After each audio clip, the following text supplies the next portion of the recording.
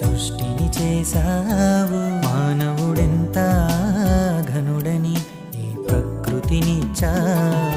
వాని కోసమే ప్రభువా సమస్తము చేసావు. నీ చేతి పనుల మీద అధికారమిచ్చావు. వాని కోసమే ప్రభువా సమస్తము చేసావు. నీ చేతి పనుల మీద అధికారమిచ్చావు. నరుడు ఏ పాటి వాడని సృష్టిని చేసావు.